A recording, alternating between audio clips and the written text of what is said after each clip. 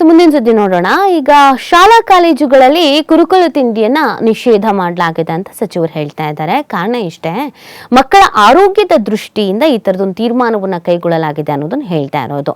ಆಹಾರ ಸುರಕ್ಷತೆ ಮತ್ತು ಔಷಧ ಆಡಳಿತ ಇಲಾಖೆಯು ಶಾಲಾ ಕಾಲೇಜುಗಳ ಆವರಣ ಮತ್ತು ಸುತ್ತಮುತ್ತಲಿನ 50 ಮೀಟರ್ ವ್ಯಾಪ್ತಿಯಲ್ಲಿ ಕುರುಕಲು ತಿಂಡಿಗಳ ಮಾರಾಟವನ್ನ ನಿಷೇಧಿಸಲಾಗಿದೆ. ಜಂಕ್ ಫುಡ್ ಗಳನ್ನ ನಿಷೇಧಿಸಿದ್ದಾರೆ. ಶುಕ್ರವಾರ ಸುದ್ದಿಗೋಷ್ಠಿಯಲ್ಲಿ ಮಾತನಾಡಿದಂತ ಆರೋಗ್ಯ ಸಚಿವ ಯುಟಿ ಖಾದರ್ ಅವರು ಈ ವಿಷಯವನ್ನು ತಿಳಿಸಿದ್ದಾರೆ. ನೋಡಿ, ಅಧಿಕ ಕೊಬ್ಬು, ಅಧಿಕ ಸಕ್ಕರೆ ಹಾಗೂ ಅಧಿಕ ಸೋಡಿಯಂ, ಉಪ್ಪು ಹೊಂದಿರುವಂತಹ ಆಹಾರ ಪದಾರ್ಥಗಳು ಮತ್ತು ಪಾನೀಯಗಳು ಆರೋಗ್ಯಕ್ಕೆ ಮಾರಕ.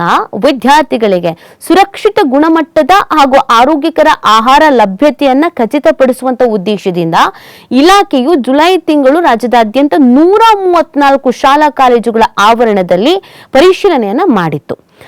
ಈ ಸಂದರ್ಭದಲ್ಲಿ ಸಂಶಯಾಸ್ಪದವಾಗಿ ಕಂಡುಬಂದ 53 ಆಹಾರ ಪದಾರ್ಥಗಳ ಮಾದರಿಗಳನ್ನು ಸಂಗ್ರಹಿಸಿ ಪ್ರಯೋಗಾಲಯದ ವಿಶ್ಲೇಷಣೆಗೆ ಕಳಿಸಲಾಗಿದೆ.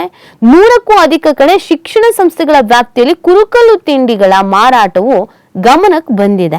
ಶಾಲಾ ಕಾಲೇಜು ಆವರಣದಲ್ಲಿ ಕುರುಕಲು ತಿಂಡಿಗಳನ್ನು ಮಾರಾಟ ಮಾಡಿದಲ್ಲಿ ಕಾನೂನಿನ ಅಡಿ ಕ್ರಮ ಕೈಗೊಳ್ಳಲಾಗುವುದು.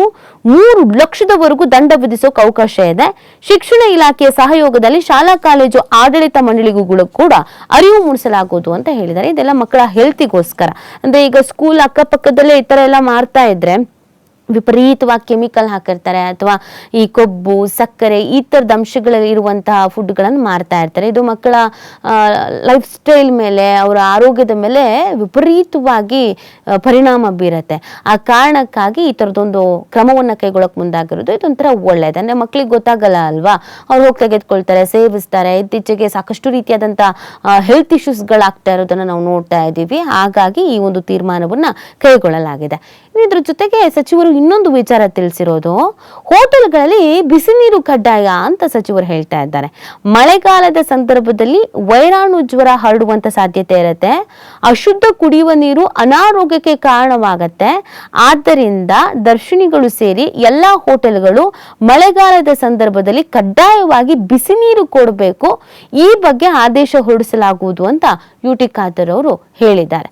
ಹೋಟೆಲ್ಗಳಲ್ಲಿ ಬಿಸಿ ನೀರು ಕೊಡಬೇಕು ಅಂತ. ಯೂಶಲಿ ಇತ್ತೀಚೆಗೆ ನೀರು ಕೊಡೋದೇ ಬಿಟ್ಬಿಟ್ಟಿದ್ದಾರೆ. ಬಾಟಲ್ ಬೇಕಾ ಅಂತ ಕೇಳ್ತಾರೆ. ಮೊದಲೆಲ್ಲ ನಮಗೆ ಹೋಟೆಲ್ ಹೋದಾಗ ನೀರು ಕಾಮನ್ ಆಗಿ ತಂದಿಡ್ತಾ ಇದ್ರಲ್ಲ, ಈಗ ನೀರೇ ಕೊಡೋದು ಬಿಟ್ಬಿಟ್ಟಿದ್ದಾರೆ. ನಾವು ಕೇಳಿದ್ರೆ ಬಾಟ್ಲಲ್ಲಿ ದುಡ್ಡು ಕೊಟ್ಟು ಕುಡಿಯೋ ಥರ ನೀರು ತಂದಿಡ್ತಾರೆ. ಇದ್ರ ಮಧ್ಯದಲ್ಲಿ ಬಿಸಿನೀರು ಕಡ್ಡಾಯ ಮಾಡಿರೋದು. ಹೆಲ್ತ್ ಇಶ್ಯೂಸ್ಗಳಾಗತ್ತೆ, ಹಾಗಾಗಿ ಬಿಸಿನೀರು ಕೊಡೋದು ಸೂಕ್ತ ಅಂತ ಹೇಳ್ತಾ ಇದ್ದಾರೆ. ಎಷ್ಟು ಹೋಟೆಲ್ಗಳು ಇದನ್ನ ಫಾಲೋ ಮಾಡ್ತಾರೆ, ಅದೇನು ಕತೆ ಅನ್ನೋದು ನೋಡೋಣ. ಮುಂದಿನ ಸುದ್ದಿಗೆ ಹೋಗ್ಬಿಡೋಣ.